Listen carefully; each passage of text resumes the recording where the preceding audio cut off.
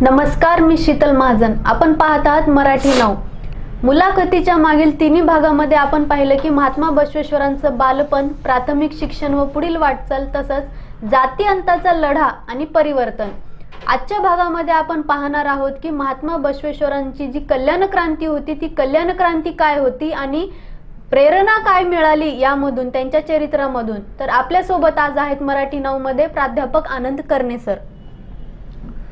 सर्वांना माझा शरणो शरणार्थी.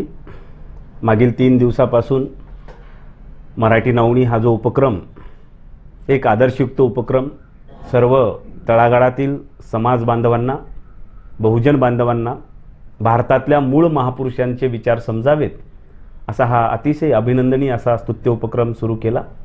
त्याबद्दल मी सर्वप्रथम मराठी नाऊचे पुनश्च एकदा आभार मानतो. तर मुलाखतीला चालू करताना माझा पहिला प्रश्न राहील की कल्याण क्रांती घडण्या अगोदर शरण महात्मा बसवेश्वरांचे जे होते, त्यामध्ये एक चांभार जातीचे हरळय्या आणि त्यांची पत्नी कल्याणमा, त्या दोघांचा एक प्रसंग आहे. तो प्रसंग मला सांगा. असे खूप प्रसंग आहेत, कारण भारतामधल्याच नव्हे तर दक्षिण आशिया खंडातून, संपूर्ण हिंदुस्थानमधून अनेक शरण आलेले आहेत आणि येत असताना त्यांच्या काही आयुष्यामधल्या अतिशय खरंच निश्चित अप्रतिम अशा घडामोडी घडलेल्या आहेत. वेगवेगळ्या प्रसंगांनी भरलेलं हे पूर्ण बसवचरित्र आहे. अभ्यासकांनी, संशोधकांनी, लेखकांनी, व्याख्यातांनी त्या प्रसंगाकडे निश्चित पाहिलं पाहिजे, कारण ते प्रसंग खूप प्रेरणादायी असे प्रसंग आहेत. आणि त्यातलाच असाच अनेक प्रसंगापैकी एक प्रसंग फक्त निश्चितच मी आपणापुढे सांगेन. आपण जो उल्लेख केला की शरणी कल्याणमा आणि शरण हरळय्या, मुळामध्ये हे चांभार व्यवसाय करणारे हे दोन्ही दाम्पत्य हे बिदर जिल्ह्यातले, आत्ताच्या बिदरमधले आहेत. आणि मग त्यांना तो महिमा कळाला की महात्मा बसवण्णा नावाचे कोणीतरी महापुरुष जातीअंताची लढाई लढत आहेत, सर्व समाजांना, सर्व जातीसमूहांना एकत्र करून अतिशय सुंदर असं कल्याणमध्ये कार्य सुरू आहे. आणि निश्चितच मग त्या कार्याचा प्रभाव त्यांच्याही व्यक्तिमत्वावर पडला आणि त्यांना वाटलं की आपण या महापुरुषांना जाऊन भेटलं पाहिजे आणि त्यांच्या छत्रछायेखाली आपण जाऊन राहिलं पाहिजे. एक दिवशी निर्णय झाला. कल्याणमा आणि हरळय्या हे दोघंही कल्याणच्या भूमीमध्ये आले. आपला आपला छोटासा ते कायक करत होते. कायक करताना नेहमी त्यांना प्रश्न पडायचा. दररोज महात्मा बसवेश्वराविषयी काहीतरी ऐकायला मिळायचं. आज बसवेश्वरांनी हे केलं, आज हे बसवेश्वरांनी केलं. अशा पद्धतीनं दररोज एक चांगलं कार्य या कल्याणच्या भूमीमध्ये घडत होतं. आणि त्यांना सहज लक्षात आलं की आपली कधी भेट होईल. त्यांच्या मनामध्ये एक उत्सुकता होती की आपण भेटू कधी या महापुरुषाला. आणि तो खरंच सोन्याचा दिवस उजाडला. एके दिवशी सकाळीच हरळय्या काही जोडी विकण्यासाठी कल्याणच्या मुख्य रस्त्याला जात होते. जात असताना सकाळी तो रस्ताच होता राजदरबाराकडे जायचा महात्मा बसवेश्वराचा. आणि बसवण्णा घोड्यावर बसून येत असताना आजूबाजूला काही माणसं दररोजच थांबायची, दर्शनासाठी थांबायची, अडअडचणी सांगण्यासाठी थांबायची. म्हणजे प्रधानमंत्री झाले म्हणून असा कुठला दुरावा नक्कीच महात्मा बसवेश्वरांनी ठेवलेला नव्हता. अतिशय मिळून मिसळून ते वागायचे. मग त्या दिवशी पण सर्वजण शरणो शरणार्थी करत, सर्वांचा शरणो शरणार्थी स्वीकारत ते राजदरबाराकडे जात असताना एकदम महात्मा बसवेश्वराचा घोडा थांबला. तो बसवण्णांनी थांबवला. त्याचं कारण पण तसंच होतं, कारण त्याच माणसामध्ये एक नवीन आवाज, अतिशय आदरयुक्त आवाज, हृदयातला जो आपण आवाज म्हणतो, तो आवाज महात्मा बसवेश्वराच्या कानी पडला. आणि तो आवाज होता हरळय्याचा. हरळय्याने अतिशय विनम्रपणे शरणार्थी बसवण्णा असा जो शब्द प्रयोग केला, तो शब्द त्यांच्या हृदयाला भिडला. मग घोड्याच्या खाली उतरले महात्मा बसवेश्वर. हरळय्याच्या समोर जातात. अतिशय वयोवृद्ध असलेले हरळय्या आणि हरळय्याला वाकून नमस्कार करतात आणि म्हणतात, शरणो शरणार्थी. पहा, त्यांनी फक्त शरणार्थी म्हटलं, यांनी शरणो शरणार्थी असं म्हटलं आणि सांगितलं की आज आम्ही थोडंसं गडबडीमध्ये आहोत, काही कामानिमित्त काही काम असेल तर तुम्ही महानमेमध्ये या. आणि महामनेमध्ये या म्हटल्यानंतर ते तसेच गेले. पाठमोऱ्या आकृतीकडं हरळय्या बघायला लागले. हा प्रसंग खूपच अतिशय सुंदर आहे. मग त्या दिवशी हरळय्याला एवढा आनंद झाला की एका राज्याचे प्रधानमंत्री आणि आपल्यासारख्या एका सर्वसामान्य व्यक्तीला घोड्याच्या खाली उतरतात काय, आपल्याला अतिशय विनम्रपणे शरणो शरणार्थी म्हणतात काय, हे सगळं त्याच्या आयुष्यात अगदी म्हणजे भनाटच होतं सगळं ते. आणि मग हरळे यांनी आपल्याला ही आनंदाची बातमी आता पहिला आपण आपल्या पत्नीला सांगितली पाहिजे, म्हणून त्यांनी ते जोडे काही विकले नाहीत. तसाच तो आनंदानं घरामध्ये आला. घरी येऊन तो कल्याणमाला म्हणतोय, कल्याणमा आज माझ्या आयुष्याचं सोनं झालं, कारण ज्याची आपण आतुरतेनं वाट पाहत होतो त्या महापुरुषाचं आज मला दर्शन झालं. आणि कल्याणमा तुला मी सांगतोय की आपण जेवढं बसवण्णाविषयी ऐकून होतो त्यापेक्षा कितीतरी मोठ्या मनाचा महात्मा बसवण्णा आहे. कल्याणमाला पण आनंद वाटला. आणि मग या दोघांमध्ये हितगुज सुरू झाली की आपण या ऋणातून उतराई झालं पाहिजे, आपण त्यांना काहीतरी भेटवस्तू देऊया. आता एका प्रधानमंत्र्याला भेटवस्तू द्यायची आहे, साधीसुधी गोष्ट नाही आहे. आपल्याकडे पण कधी कधी घडतं बघा की एखाद्या श्रीमंत माणसाची जर घरी मूळ पत्रिका आली की खरंच गरीब बापुडे लोकांना अडचण येते. आता काय द्यायचं, भेट म्हणून काय द्यायचं, कारण सगळंच त्यांच्या घरी असतं. तसं झालं ते. मग त्यावेळेस कल्याणमाच्या लक्षात आलं. कल्याणमा असं म्हणते की आपण कायक करतो ते म्हणजे जोडी बनवण्याचा, आणि महात्मा बसवेश्वराला पण जोडी शेवटी लागतातच ना. आणि मग आपण काय करूया की आपण जोडीच बनवून देऊया. आणि ठरलं होतं त्यांचं जोडी बनवण्याचं आणि भेटवस्तू देण्याचं. पण दोघं एकमेकाकडे बघत होते. यांच्या मनात काहीतरी वेगळंच चलबिचल चालू होती. आणि त्याच क्षणाला हरळ्याने कल्याणमाच्या मनातला विचार ओळखला. आणि हरळ्या म्हणतो, कल्याणमा माझ्या मनात जो विचार आहे तो पण तुझ्याच मनात आहे का? ती म्हणते, काय आहे तुमच्या मनात विचार? आपण जोडी बनवायची, पण कातडी कोणती वापरायची? त्यावेळेस कल्याणमा म्हणते, हरणाची कातडी नाही वापरायची, कुठल्या प्राण्याची कातडी वापरायची नाही. आणि इतिहासातलं सर्वोत्तम निष्ठेचं उदाहरण म्हणजे कल्याणमानी आपल्या डाव्या मांडीची कातडी काढली, हरळ्यांनी आपल्या उजव्या मांडीची कातडी काढली. आणि दोघांनी आपल्या स्वतःच्या कातडीची सुंदर अशी सुरेख अशी जोडी बनवली. आणि ती जोडी एके दिवशी पिशवीमध्ये घेऊन ते महामनेमध्ये येतात. महामनेमध्ये येतात, बसवण्णाला ती जोडी देतात. एवढी सुंदर जोडी बसवण्णा पाहतात. आणि पायात घालण्यापूर्वीच बसवण्णाच्या नजरेत येतं की ही कातडी वेगळी दिसते आहे, हरणाची नाही आहे, सस्याची नाही आहे, तत्कालीन कुठल्याही प्राण्याची कातडी दिसत नाही. आणि त्याच क्षणाला हडपद अप्पण्णाकडून बसवण्णाला कळतं की ही कातडी ही कल्याणमा आणि हरळ्याच्या पायाच्या मांडीची आहे. आणि स्वतःच्या कातडीची जोडी बनवणारं हे व्यक्तिमत्व इतिहासापासून मात्र खूप दूर राहिलं. इतिहासामध्ये कुठल्या तरी काल्पनिक सबीर राजा असतो, तो आपल्या मांडीचा मांस कोण्यातरी पक्ष्यांना देतो. अशा काल्पनिक अनेक कथा रंगवल्या गेल्या. पोहेसुद्धा इतिहासामध्ये आले, नक्कीच यायला पाहिजे. परंतु स्वतःच्या मांडीपासून कातडी बनवलेलं हे हरळ्या नावाचं व्यक्तिमत्व, कल्याणमा नावाचं व्यक्तिमत्व इतिहासकारांना दिसू नये, संशोधकांना दिसू नये. हे अतिशय मला वाटतं त्याच्यावर अन्याय करणारी गोष्ट आहे. कदाचित ते व्यवस्थेनं नाकारलेली माणसं होती म्हणूनच की काय त्यांच्याकडे दुर्लक्ष केलं, असं कधी कधी मला शंका येते. आणि त्यावेळेस या युगपुरुष महात्मा बसवण्णांनी ते जोडी लेवली नाही, ती जोडी हातात घेतली. नुसती हातात घेतली नाही तर ती आपल्या डोक्यावर ठेवली. आणि डोक्यावर ठेवून ते म्हणतात, हरळय्या ही जोडी पायात लेवण्याची नाही आहे, या जोडीचं तर पूजन केलं पाहिजे. आणि ती जोडी मग हरळय्या आणि कल्याणमासोबत घेऊन त्यांच्या घरी जातात, त्याचं पूजन करतात. पुढं त्याचा वेगळा इतिहास नक्कीच आहे. पण आजही 950 वर्षे झाले त्या जोडीचं पूजन कर्नाटकामध्ये आजही होतं. आजही ते उपलब्ध आहे. माझ्या फेसबुकवर मी आज त्याचं स्टेटससुद्धा ठेवलेलं आहे. तर हे सांगण्याचं कारणच आहे की ही किती मोठी प्रेरणा आहे, किती निष्ठा म्हणायची, किती प्रेम म्हणायचं. आपल्या नेत्याबद्दल आपण ज्यांना मानतो त्या महापुरुषाबद्दल जीव ओवाळून टाकण्याची जी भूमिका आहे ती शरणांची होती. अच्छा, म्हणजे तुम्ही सांगितले की ती जोडी आजही उपलब्ध आहे, तर त्याचे पुरावे लिंगायत धर्माकडे आहेत का किंवा कर्नाटक राज्याकडे आहेत ना. आज काचमध्ये ठेवलेलं आहे. तिथं पिढ्यानपिढ्या, विशेष म्हणजे चांभार कायक करणाऱ्याच व्यक्तीची तिथं पूजा आता सुरू आहे. दररोज पूजा केली जाते, कारण ते फार सर्वोत्तम अशी भेट आहे. आणि ती हरळय्या, कल्याणमा आणि महात्मा बसवण्णाच्या आयुष्यातला सर्वोत्तम प्रसंग. ती नुसती जोडी नाहीच आहे, तो एक इतिहास आहे, ती एक निष्ठा आहे. आणि तो एक खरं तर अस्मिता आणि सन्मानाचा भाग आहे. बाकीचं काही कदाचित इतिहासानं शिल्लक नसलेल्या काल्पनिक गोष्टी आहेत, पण जे आहे शिल्लक पुराव्यासहित आहे ते मात्र अजून कुठं अभ्यासक्रमामध्ये आपल्याला दिसत नाही. ते आलं पाहिजे असं आमचं मत आहे. महात्मा बसवण्णांनी जे अनुभव मंटपाची निर्मिती केली होती, त्या अनुभव मंटपाचं कार्य किती वर्ष चाललं आणि त्याचे अध्यक्षही, जसं की तुम्ही कालच्या मुलाखतीत सांगितलं की त्याचे अध्यक्ष अल्लम प्रभू होते, असे कार्य चालू असताना असे किती अध्यक्ष झाले आणि ते कोण होते? तर अनुभव मंटपाची निर्मिती झाल्यानंतर पहिल्यां सुरू तर खरं तर जोपर्यंत लायक व्यक्ती एखाद्या खुर्चीसाठी भेटत नाही तोपर्यंत ती खुर्ची रिकामी राहिलेली परवडते. हे बसवण्णाच्या चरित्रामधून सर्वात मोठा लोकशाहीमध्ये धडा आहे. लोकशाहीला आज आदर्श जर काय घ्यायचा असेल महात्मा बसवेश्वराच्या चरित्रामधून, तर महात्मा बसवेश्वरांनी अनुभव मंटपाची मुख्य खुर्ची हे बरेच वर्षे रिकामी ठेवल्याचं दिसतं. कारण त्या दर्जाचा व्यक्ती अजून बसवेश्वराच्या नजरेत भरलेलेच नव्हते.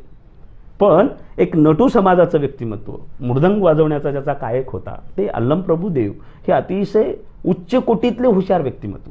परंतु दुर्दैवानं त्यांचं अस्तित्व आणि त्यांचं ध्येय हे त्यांनाच माहीत नव्हतं. आणि महात्मा बसवण्णाच्या विचार अनुभवामध्ये येतात. कल्याणमध्ये आल्यानंतर वचनं मोठ्या प्रमाणामध्ये निर्मिती होतात. त्यांचे जे प्रगाढ अनुभव आहे तो अनुभव खरंच महात्मा बसवण्णाला थक्क करून टाकतो. आणि आजही त्यांच्या गूढ वचनावर संशोधन जर झालं तर मला वाटतं की या भारतामध्ये मोठ्या प्रमाणात शास्त्रज्ञ संशोधक घडू शकतात एवढी जबरदस्त फिलॉसॉफी अल्लम प्रभुदेवाच्या वचनामध्ये आहे. संपूर्ण शरणांच्या वचनापैकी सर्वात जर अर्थपूर्ण आणि त्याहीपेक्षा गूढ अर्थाची जर वचनं कोणाची असतील तर ती अल्लम प्रभुदेवाची आहेत. आणि मग पहिल्यां सुरूच अल्लम प्रभुदेवाला बसवण्णांनी त्या शून्यपीठाधीशावर बसवलं आणि प्रमुख अनुभव मंटपाचा ते पहिले अध्यक्ष होते. काही संशोधकांचं असं मत आहे की अनुभव मंटप हा जवळपास 28च्या वर चालला, 28 वर्षाच्या वर. काही जणांचं मत आहे ते 36 वर्षाच्या वर चालला. तर माझ्या एक संशोधित नजरेनं मला जिथपर्यंत महात्मा बसवेश्वराचं चरित्र माहीत आहे तर जवळपास 36 वर्षे अनुभव मंटप चालला असावा असं मत आहे. आणि त्या 36 वर्षाच्या कालावधीमध्ये आपल्याला उपलब्ध असलेले अध्यक्ष जर म्हटलं तर पहिले अध्यक्ष अनुभव मंटपाचे अल्लम प्रभुदेव आहेत. दुसरे अध्यक्ष महात्मा बसवेश्वराचे जे भाच्य होते, आणि अतिशय निश्चित नुसते भाच्य होते म्हणून ते अध्यक्ष नाहीत, ते हुशार होते, त्या पात्रतेचे होते, ती योग्यता त्यांच्यात होती म्हणून ते अध्यक्ष आहेत. नाहीतर पुन्हा अजून घराणीशाहीचा ठपका लागू शकतो जो आज सध्याला घराणीशाही चालू आहे. तर महात्मा बसवेश्वरांनी 770 शरणांच्या पुढं या चिन्मय ज्ञानी चन्न बसवेश्वराची परीक्षा घेतली. ज्या अध्यक्षासाठी योग्यता पाहिजे ती योग्यता पूर्ण त्यांच्यामध्ये होती म्हणून ते दुसरे अनुभव मंटपाचे अध्यक्ष राहिलेले आहेत. आणि तिसरे अनुभव मंटपाचे अध्यक्ष खरं तर महाराष्ट्राचं सौभाग्य, महाराष्ट्रातले भूमिपुत्र असलेले शिवयोगी सिद्धरामेश्वर हे भारतातल्या ज्यांना आपण पहिली संसद म्हणतो त्या संसदेचं तिसरं अध्यक्षाचं पद हे महाराष्ट्राच्या भूमीला भेटल्याचं आपल्याला दिसतं. नांदेड आणि महात्मा बसवेश्वर यांचंही एक नातं आहे, ते कशा प्रकारे आहे? नांदेड ही शरणांची भूमी आहे. आता नांदेडमधल्या बसवादी वारसदारांना कितपत माहिती आहे मला माहिती नाही, परंतु नांदेड ही शरणांचीच भूमी आहे. त्याची हिस्ट्री पण आहे, त्याचा इतिहास असा आहे की नांदेडमधलं जेव्हा तुम्ही 12व्या शतकातलं किंवा 14व्या शतकातले नामोल्लेख बघता तर नांदेडला अगोदर नंदवाड असं म्हटलं जायचं. आणि जेव्हा वाड येतं बघा तेव्हा त्याच्यावर कर्नाटकी प्रभाव दिसतो. धारवाड, कुरुंदवाड हे सगळे वाड असलेली शहरं ही कर्नाटकात आहेत. आणि मग नांदेड नंदवाड असण्याचं कारण की नांदेडच्या ह्या पूर्ण भूप्रदेशावर राजा बिज्जळाचा प्रभाव होता नव्हे तर ते राज्यामध्येच होतं ते सगळं.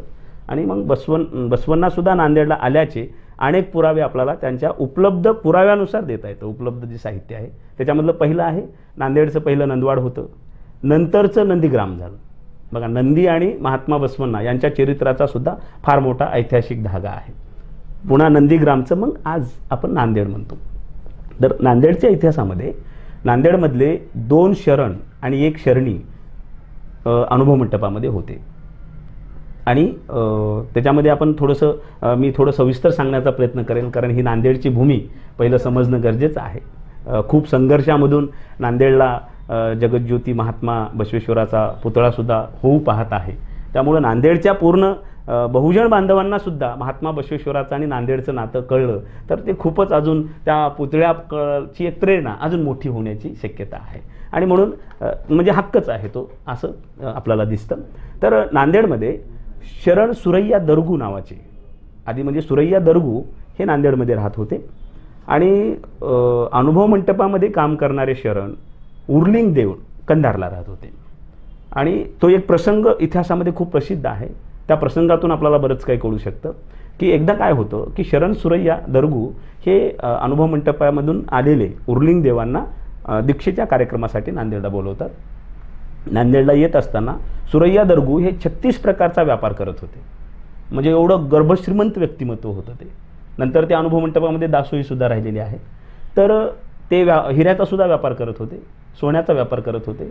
तत्कालीन बाहेरच्या जवळपास सर्व प्रदेशांना जे काही अनमोल अशा वस्तू पुरवल्या जायच्या त्यामधले बरेच प्रकारचे व्यापार हे सुरैया करत होते.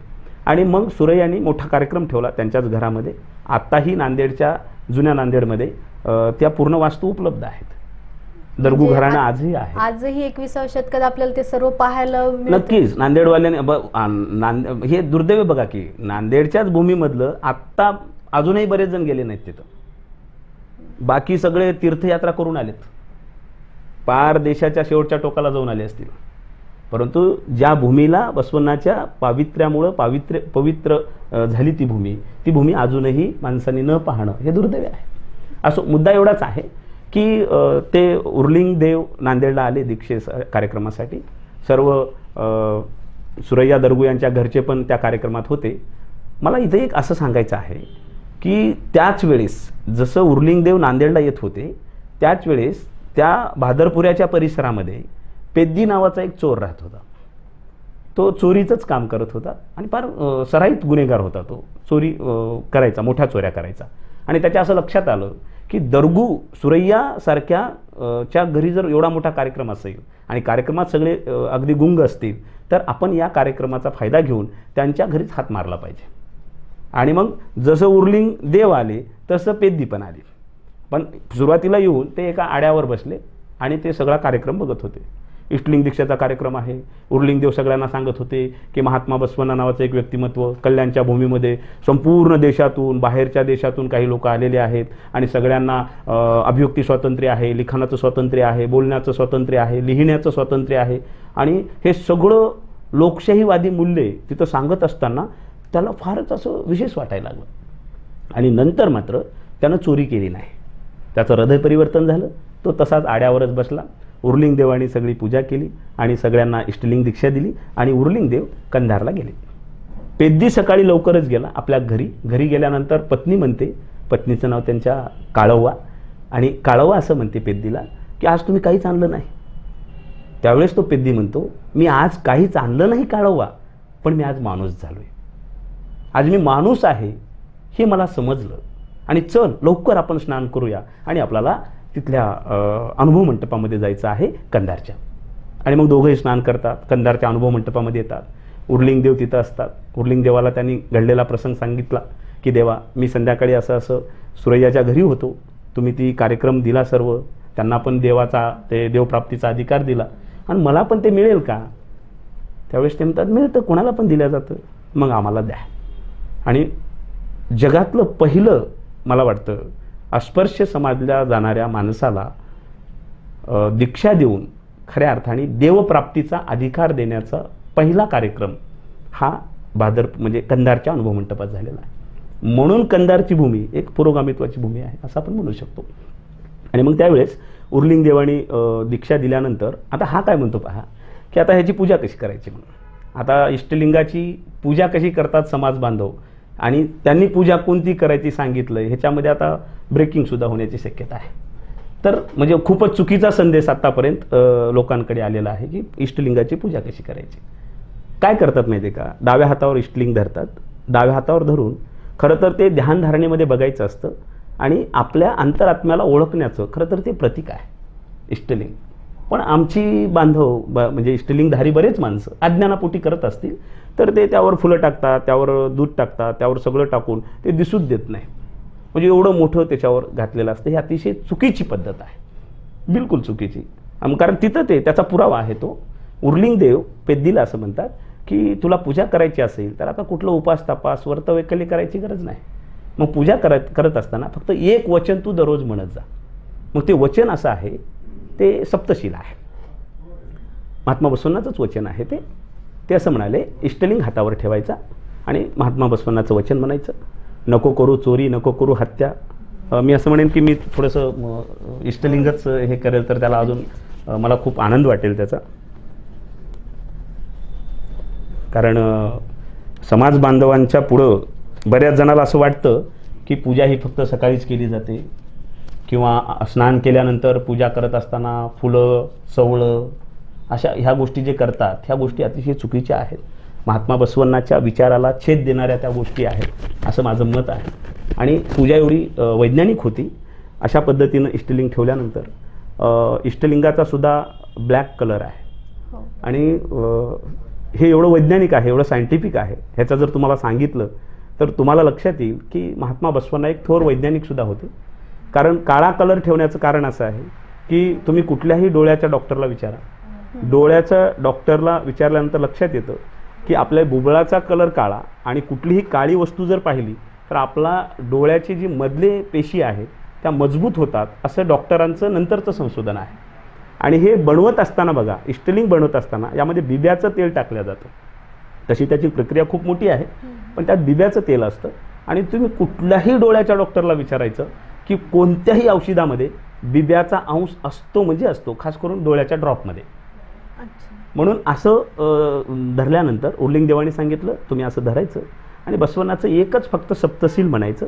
त्याच्यावर कुठलं पाणी नाही आहे, कुठली साखर नाही आहे किंवा कुठलंच अवडंबर नाही आहे.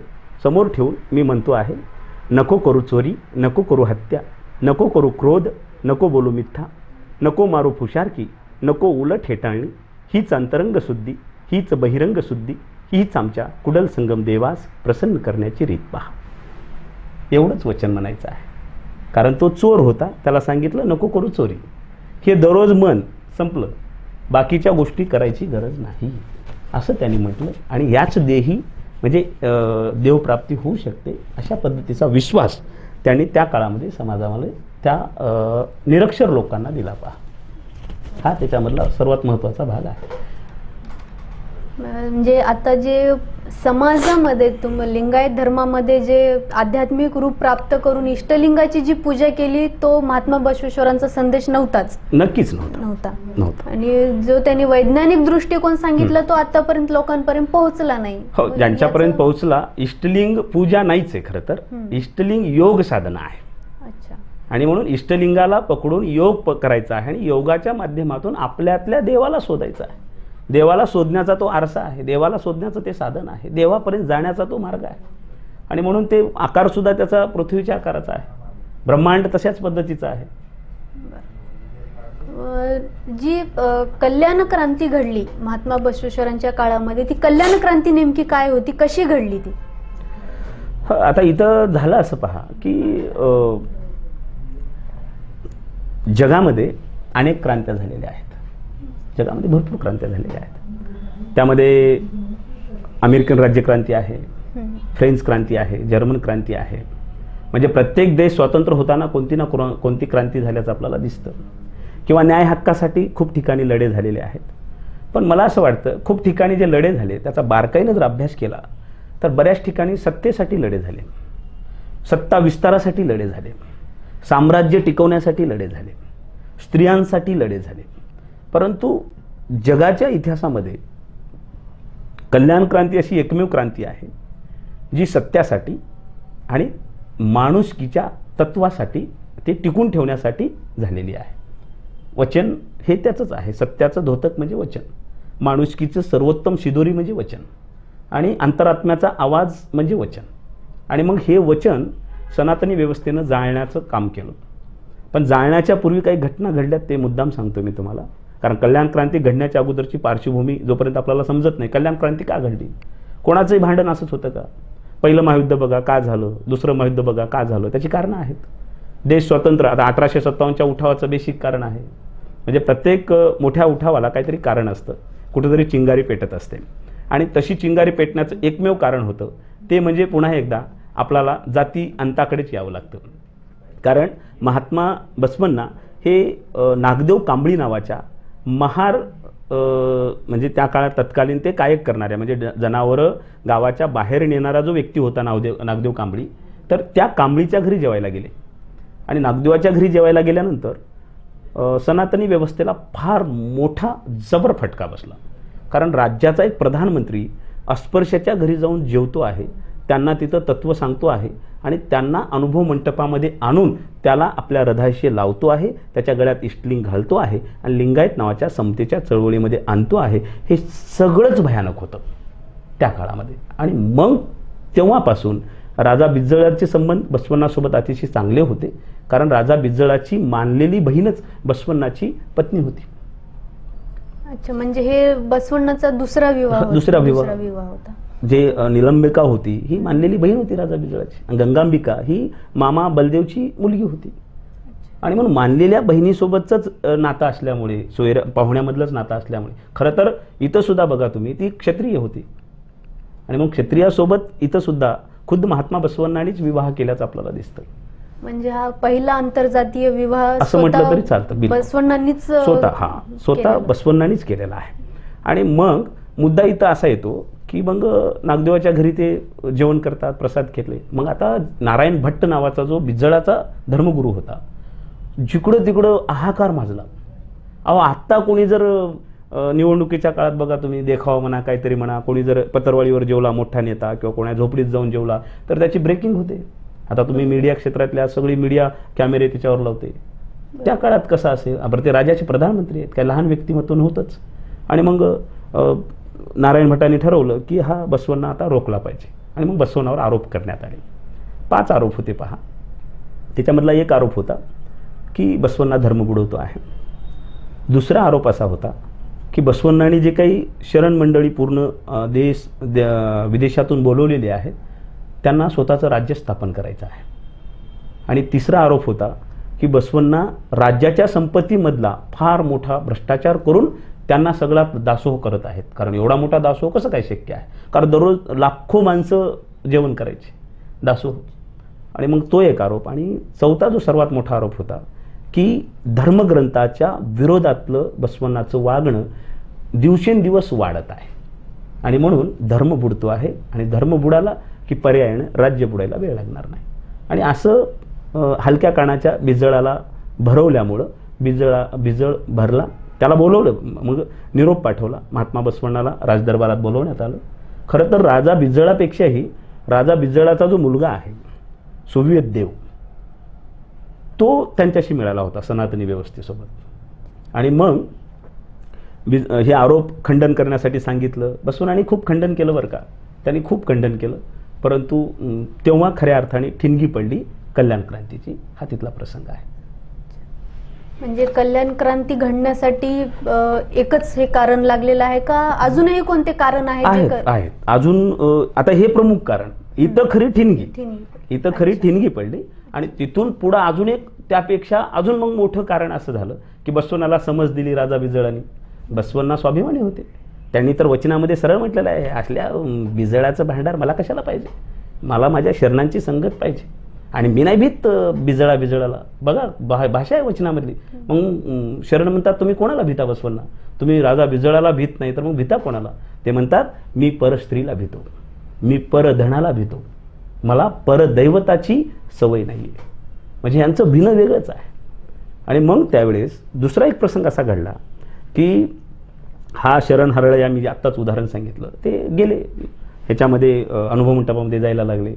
तिकडून एक जो ब्राह्मण मंत्री होता, म्हणजे त्या उच्च कुळात जन्मला असा त्याचा भास होता, तो ब्राह्मण मंत्री शरण हरळयासोबत हा जो होता तो दोघं पण अनुभव मंटपामध्ये यायचे. आणि अनुभव मंटपात आल्यानंतर त्या ब्राह्मण मंत्र्याची पहा, लक्षात घ्या, त्याचं नाव मधुरस, त्याचं नाव ते. आणि ह्या दोघांची ओळख झाली. ओळख झाल्यानंतर हरळयाला एक मुलगा, त्याचं नाव होतं शीलवंत. आणि ह्या ब्राह्मण मंत्र्याला एक मुलगी होती, तिचं नाव होतं, काही ठिकाणी लावण्यवती आहे, काही ठिकाणी कलावती आहे, जे असेल ते. तर लावण्यवती आणि हा शीलवंत, ह्या दोघांचा विवाह करायचं ठरलं अनुभव मंटपामध्ये. आता हे सगळं ऐतिहासिक तर होतच होतं, पण हे तर अजून त्यापेक्षा मोठी ठिणगी होती. आणि दोघांच्या विवाहाला मान्यता दिली अनुभव मंटपामध्ये सारासार विचार करून. आणि विवाह ठरला, विवाह झाला. विवाह झाल्यानंतर मात्र मग जिकडे तिकडे याचं हे सुधारणावादी सगळं विचाराचं स्तोम पूर्ण भारतखंडामध्ये पसरलं आणि पूर्ण सनातनी व्यवस्था तेव्हा मात्र एकवटली बसवण्णाच्या विरोधामध्ये. नुसतं त्या राज्यातली सनातनी एकत्र आले नाहीत, जेवढी काही भारतखंडामध्ये सनातनी होती ती सगळीच व्यवस्था एकत्र आली बसवण्णाच्या विरोधामध्ये. आणि राजा बिजळाला सांगितलं, प्रसंगी नारायण भट्टाचा तर संवाद असा आहे विष्णू भट्टासोबत की प्रसंगी राजा बिजळाला संपवू आपण, कारण आपल्या धर्मग्रंथातच लिहिलेलं आहे की धर्माच्या विरोधात वागणारा राजा जरी असला तर त्याला संपवायचं. म्हणजे धर्मापेक्षा राजापेक्षा धर्म मोठा आहे किंवा धर्मग्रंथ मोठे आहेत असं त्या व्यवस्थेत लिहिलेलं होतं. लोकशाहीत तसं नाही आहे. हे चांगली लोकशाही कशासाठी म्हणतो आपण? मग बसवण्णांनी तेच केलं ना. धर्मग्रंथातलं कुठं ऐकलं? धर्मग्रंथाच्या विरोधामध्ये कृत्य केलं बसवण्णांनी आणि मग महात्मा बसवेश्वराला त्याची फार मोठी किंमत खरं तर मोजावी लागली असंच म्हणू आपण. कारण ते झाल्यानंतर बसवण्णाला पुन्हा बोलवण्यात आलं आणि त्यांना तडीपार करण्यात आलं. आपण असंच तो आदेशच निघाला की बा तुम्ही आता राज्यात राहू नका असं कोणी म्हटलं? राजा बिजळाने म्हटलं बरं का की बसवण्णा माझ्यावर खूप मोठा दडपण आहे आणि तुम्ही राज्यात राहू नका, तुमच्या जीवाला धोका आहे. पण बसवण्णांनी त्यावेळेस राजा बिजळाकडून शब्द घेतला की मी गेल्यानंतर माझ्या शरणांचं काय, 770 शरणांचं काय, 1,96,000 जंगम प्रचारकाचं काय? राजा बिजळ म्हणतात तुम्ही निवांत राहा, काळजी करू नका, मी पूर्ण हमी घेतो, तुमच्या शरणाला काहीही एक होणार नाही. आणि मग त्यावेळेस बसवण्णा कुडल संगमकडे पर्याय करतात. मग इथं असा वाद साहित्यामध्ये दिसतो की काही जण म्हणतात की त्यांना तडीपाराचा आदेश देण्यात आला आणि काही जण म्हणतात की स्वतः बसवण्णांनी प्रधानमंत्री पदाचा राजीनामा दिला. यामध्ये काय भेद आहे? नाही, राजीनामा देणं म्हणजे काय, स्वतः त्यांनी तो मुकुट उचललाच होता. तिथं कसं झालं, राजा बिजळाने त्यांना काही अटी सांगितल्या, ह्या अटी तुम्ही मान्य करा, अन्यथा तुम्हाला मग पदावर राहता येणार नाही. त्याने म्हटले हे सोन्याचा मुकुट आहे, हे तुमच्या चरणाशी, कारण मी असे लाथाडतो, मला सत्ता नको आहे, मला काय पाहिजे, मला न्याय हक्क पाहिजे, मला मी जे कार्य केलेलं आहे ते कार्य मानवहिताचं कार्य आहे आणि त्या हितामध्ये जर तुमची अडपाटी असेल तर तुमचं पदच नको मला, मी या पदासाठी नाहीच आहे. आणि म्हणून ते एका ठिकाणी ते त्या प्रसंगाचंच वचन आहे की मला विष्णुपद नको आहे, मला ब्रह्मपदवीसुद्धा नको, मला महेशाची पदवीसुद्धा नको, मला फक्त शरणांच्या चरणाची सेवा करण्याची पदवी द्या हो कुडल संगमदेव. अशा पद्धतीचं त्यांचं वचन त्याच ह्याला धरून आहे. आणि म्हणून तिथं त्यांनी स्वाभिमानानं आपल्या पदाचा राजीनामा दिलेला आहे, आपल्या डोक्यावरचा मुकुट तिथं ठेवला आणि त्यांच्याकडून शब्द घेऊन राजा बिजळाकडून शब्द घेतला आणि ते कुडल संगमकडे प्रयाण करतात. आणि ठरलेली सगळी प्लॅनिंग आहे. कल्याण क्रांती हा फार मोठा विषय आहे तसा, पण प्लॅनिंग सगळी सांगून गेलेत. ते सगळं पुढं कसं करायचं, वचन साहित्य कशा पद्धतीनं वाचवायचं, हे सगळं पुढं सांगून गेलेलं आहे. आणि कल्याण क्रांती घडल्यानंतर जो बिज्जल राजा होता त्याचा खूनही झाला, तर ते कशा प्रकारे साहित्यामध्ये असंही म्हणतात की ते महात्मा बसवेश्वराच्या शरणांनी केला, की ते नेमका प्रसंग काय आहे, खून कसा झाला? हा, तर मुद्दा असा आहे पहा की काही साहित्य हे कलमकसाई लोकांनी लिहिलेलं आहे आणि म्हणून चांगले प्रसंग तर कधी हरळ्याचा प्रसंग कधी येऊ दिला नाही, उर्लिंग पेद्दीचा कधी प्रसंग येऊ दिला नाही साहित्यामध्ये. आणि त्या काळात थोडं पुराण लिहायची जास्त सवय आहे. बसवण्णावर जास्त पुराण लिहिण्यात आलेले आहे. संस्कृत पुराण लिहिलेलं आहे, तेलुगू पुराण लिहिलेलं आहे, आता कन्नड पुराण भरपूर लिहिलेले आहेत. आणि पुराणामध्ये बघा कसं असतं की थोडंसं कादंबरिक अलंकारिक शब्दांचा जास्त वापर केला जातो आणि छोटासाच विषय थोडा वेगळ्या पद्धतीनं लिहिण्याची त्यांची प्रगाढ होती. कारण पुराण कोण लिहित होतं त्या काळात सगळ्यांना माहिती आहे. आणि इथं मात्र महात्मा बसवेश्वर जेव्हा कुडल संगमला जातात तेव्हा एक आणागोंदी माजते. वचन साहित्याला आग लावल्या जाते, वचन भंडाराला, कारण त्यांना माहिती होतं की माणसांना मारून काहीच अर्थ नाही, यांचं साहित्य संपलं पाहिजे.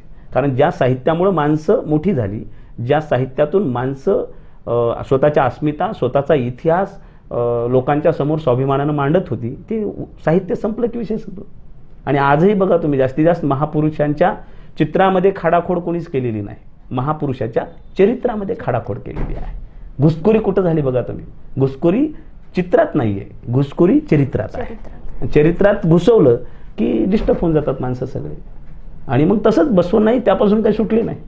आणि मग महात्मा बसवेश्वर गेल्यानंतर खरं तर राजा बिजळाचा खून हा त्याच्या मुलांनीच आपल्या गुंडाकरवी केलेला आहे. त्याचा मुलगा परफेक्ट सनातनी व्यवस्थेचा गुलाम होता आणि त्यानं राजा बिजळ, कारण मध्ये मध्ये राजा बिजळच येत होते आणि शेवटी त्या सनातनी व्यवस्थेनं सांगितलं, नारायण भट असतील, विष्णू भट असतील किंवा सगळ्यात मोठा तेव्हाचा मंत्री होता तो म्हणजे कोंडी मच्छन्ना, बसवण्णाच्या नंतर त्याचं दुसरं पद, आणि त्याला भयानक राग होता, कारण लहान वयातच महात्मा बसवांना अगदी कर्णिक पदापासून प्रधानमंत्री होणं, ह्या त्या काळात कोण्याही विरोधी माणसाला ॲलर्जी होण्याचाच प्रश्न होता. आणि कोंडेमच्चानानं त्याला सोव्हिएतला सांगितलं की राजा बिजळ गेल्यानंतर तू ते वस्त्र परिधान करायचे आहेत आणि मी त्याचा नेता होतो.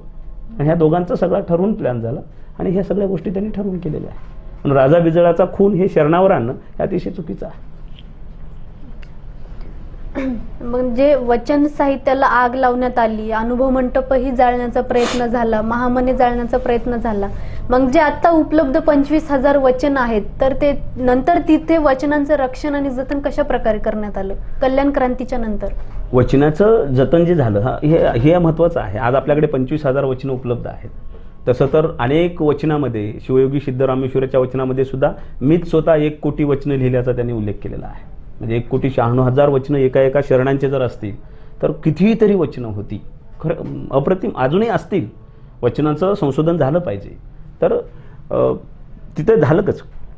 3 फळ्या करण्यात आल्या. एक बसवण्णा आणि बसवण्णा हडपदप्पण्णा हे कुडल संगमकडे प्रयाण करतात. हे सगळं ठरवून आहे बरं का, हे सगळा प्लॅन आहे. त्यानंतर शिवयोगी सिद्धरामेश्वर आणि त्यांच्याबरोबर काही शरण हे सोलापूरकडे प्रयाण करतात. म्हणजे नांदेडच्या भागातले शरण हे शिवयोगी सिद्धरामेश्वरांच्या सोबत आलेले आहेत. आणि एक आहे ते खुद्द महात्मा बसवण्णाची भगिनी आणि चन्नबसवेश्वर आणि अक्क नागम्मा हे गणाचारी दल जे आहे त्याचे प्रमुख जे होते, गणाचारी दलाचे प्रमुख मडिवाळ माचीदेव यांना सोबत घेऊन, शरण कक्कय्या होते त्यासोबत, मातंग चनय्या होते, ही फार मोठी टीम, त्यांच्यासोबत वचनं जास्त होते. आणि हे वचनं घेऊन कोल्हापूर मार्गे ते कदळीबनाकडे, उळवीकडे जातात. हे अशा 3 फळ्याच्या माध्यमातून शरण वेगवेगळ्या राज्यात गेलेले आहेत. म्हणजे तेलंगणा, आंध्र हा पण राज्य जोडला गेला, महाराष्ट्र हा पण राज्य जोडला गेला आणि कर्नाटक तो पण राज्य जोडला गेला. म्हणजे बसवण्णाचं जेवढं कार्यक्षेत्र होतं तेवढ्या कार्यक्षेत्रामध्ये शरण गेले पाहिजे. आणि हे शरण तत्व, हे समतेचं तत्व निरंतर जिवंत राहिलं पाहिजे, या उद्देशाने कल्याणमध्ये कुणीही थांबलेलं नाही. हे सगळे वचन जेवढं होतं तेवढं घेऊन गेले. वाटेत अनेक ठिकाणी लढाया झालेल्या आहेत. प्रत्येक ठिकाणी आपला हे शरण धारातीर्थी पडले. तत्वासाठी, वचनासाठी, सत्यासाठी ते शहीद झाले. आणि त्या माथीमध्ये रक्ताचे पाट वाहिलेले आहेत. कल्याणमध्ये एवढं जणू पाऊस पडल्यानंतर पाणी ज्या पद्धतीनं वाहतं त्या पद्धतीनं शरण बांधवांच्या जंगम तत्वाचा प्रचार करणाऱ्या या 1,96,000 माणसांना शोधून त्या काळातल्या सत्ताधीशांनी कत्तल केलेली आहे. मग हा रक्तरंजित इतिहास जोपर्यंत समाजाला कळणार नाही, जोपर्यंत बहुजन बांधवांना कळणार नाही, तोपर्यंत आम्ही जागृत होणार नाही, आमचं रक्त पेटणार नाही. आजच्या सत्रामधला हा शेवटचा प्रश्न आहे की आजच्या युवकांना महात्मा बसवेश्वरांच्या चरित्रांमधून प्रेरणा कशी मिळेल? अतिशय मला तर वाटतं ह्या सगळ्या पूर्ण 4 दिवसाच्या मुलाखतीमधला तुम्ही हा सारच काढला आहे. अतिशय आजच्या काळाला तंतोतंत गरजेचा असणारा हा प्रश्न आहे.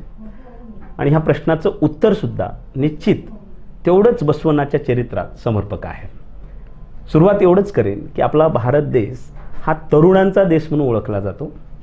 आज जगामध्ये सर्वात जास्त तरुणाई कोण्या देशात असेल तर ती भारतामध्ये आहे.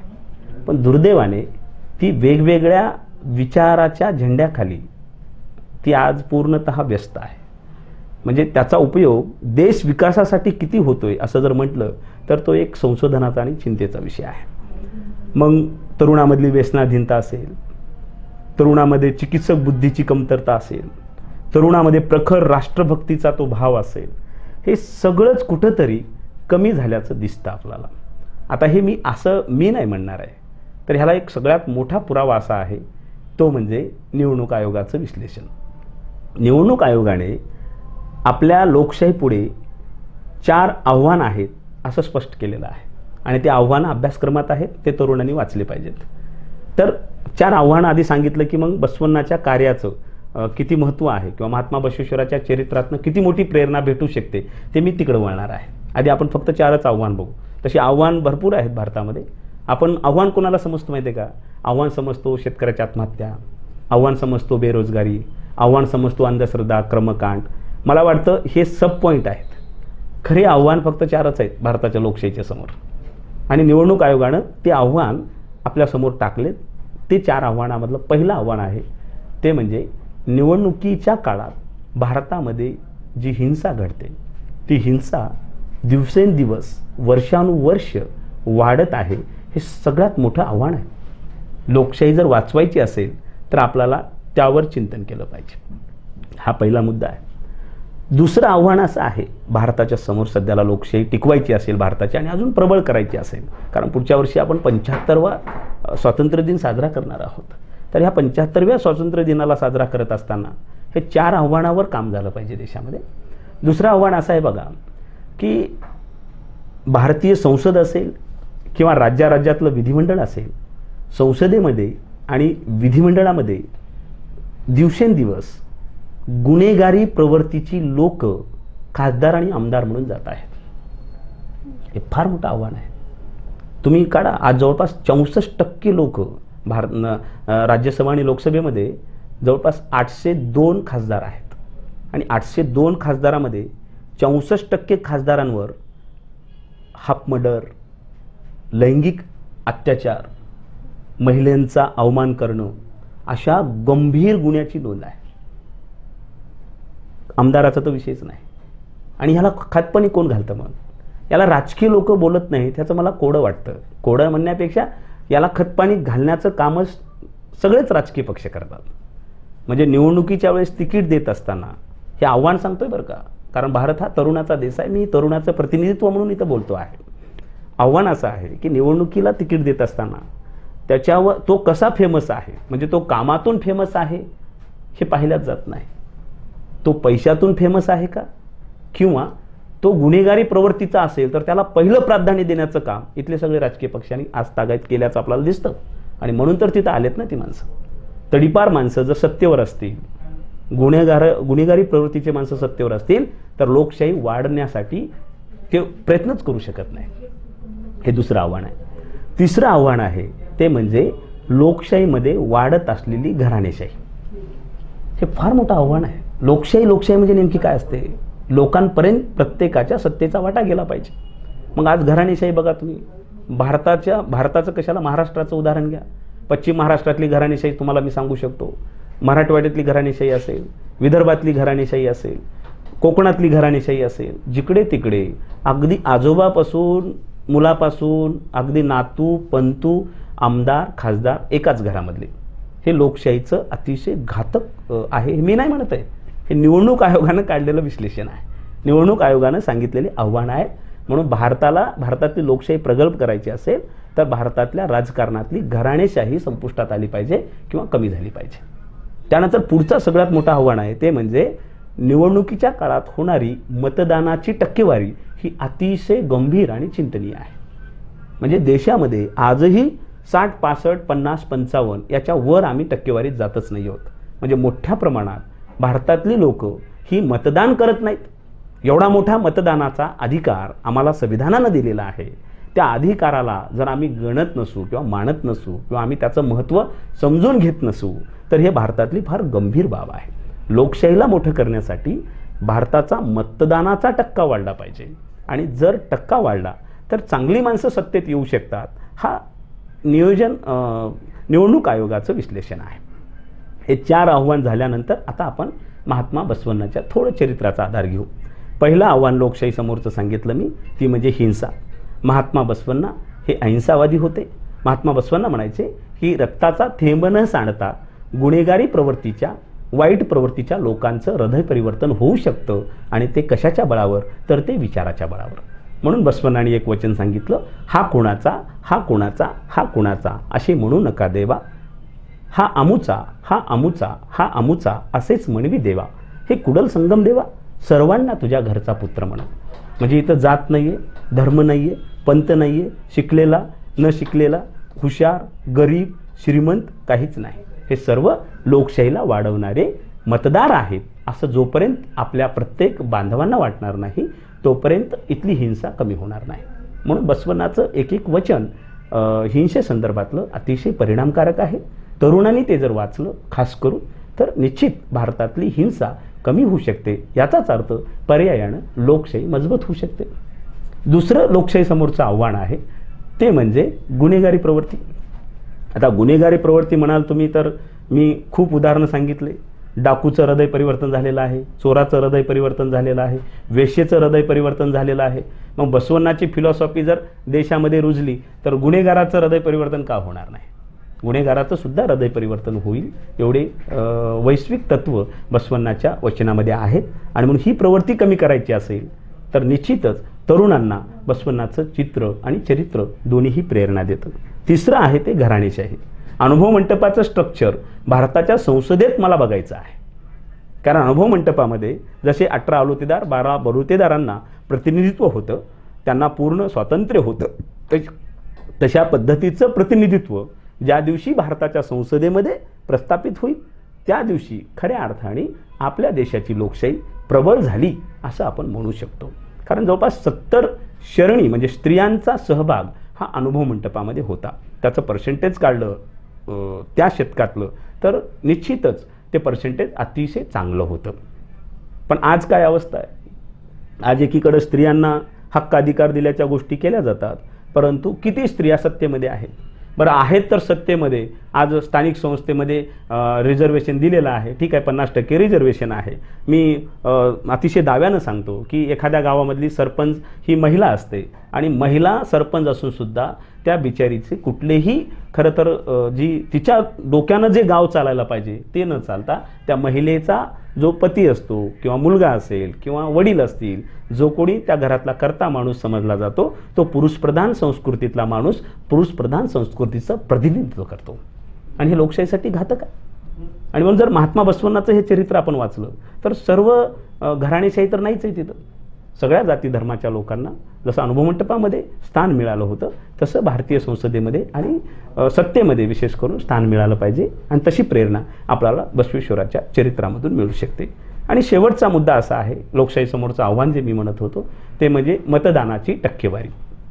जोपर्यंत भारतातल्या लोकांना आपले हक्क आपले अधिकार कळणार नाहीत, भारतीय संविधानानं आपल्याला कोणत्या गिफ्ट दिल्यात आणि आपलं काय कर्तव्य आहे हे जोपर्यंत सर्वसामान्य लोकांना कळणार नाहीत तोपर्यंत ते लोक खरं तर मतदान करणारच नाहीत. आणि मतदानाच्या वेळेस अतिशय सजग होऊन जर मतदान केलं तर चांगली माणसं सत्तेमध्ये येऊ शकतात. आणि खरं तर प्रत्येक भारतीयाचं कर्तव्य आहे की आपला देश कारण असाच गुलामीतून बाहेर पडला नाही, असाच पारतंत्र्यातून बाहेर पडला नाही. इथं शेकडो भारतीयांनी स्वतःचा जीव या देशाच्या मातीसाठी दिलेला आहे. इथल्या अनेक महापुरुषांनी या भारताची माती समतेची, विवेकाची आणि सोबतच एक उज्ज्वल करण्यासाठी स्वतःचं रक्त सांडलेलं आहे.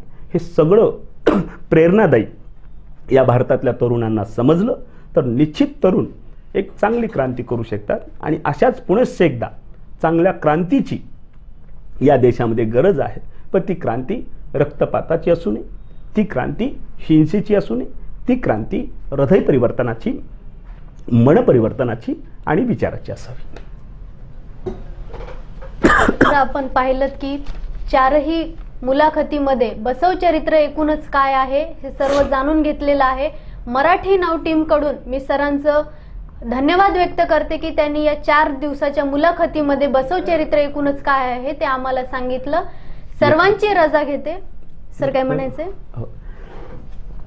भारत हा धर्मनिरपेक्ष देश आहे आणि धर्मनिरपेक्ष देशामध्ये प्रत्येकाने आपला धर्म आणि आपल्या धर्माची तत्व ही खऱ्या अर्थाने जर समतावादी आणि संविधानाला पोषक असतील तर नक्कीच ती तत्व लोकांपर्यंत नेली पाहिजे. आणि प्रत्येक धर्मामध्ये निश्चित काही ना काही चांगलं असतं. म्हणूनच विश्वरत्न डॉक्टर बाबासाहेब आंबेडकर यांनी भारतीय संविधानामध्ये जी धर्मनिरपेक्षता घातली, कारण आपला देश कुठल्याही जातीच्या तत्वानुसार कुठल्याही धर्माच्या धर्मग्रंथानुसार चालत नसून तो देश भारतीय राज्यघटनेनुसार चालतो. म्हणून मला एवढंच म्हणायचं आहे, एक ज्योत है सब दीपों में, सारे जग का नूर एक है, सच पूछो तो इस दुनिया का हकीम और हुजूर एक है, सब मानव माटी का पुतला, जीवन का आधार एक है, गहराई में जाकर देखो सब धर्म का सार एक है, एक वाहेगुरु एक परमेश्वर राम कृष्ण भगवान एक है, नाम भले ही अलग अलग हो भक्तों का आधार एक है, रंग रूप की बात छोड़ दो सब मानव की जात एक है. आणि म्हणून आपण सगळ्यांनी माणूस आहोत आणि आपण सर्वजण भारतीय आहोत अशा पद्धतीनं विचार करून या देशाला घडवण्याचं काम करावं असं माझ्यासारख्या एका भारतीयाला वाटतं. धन्यवाद.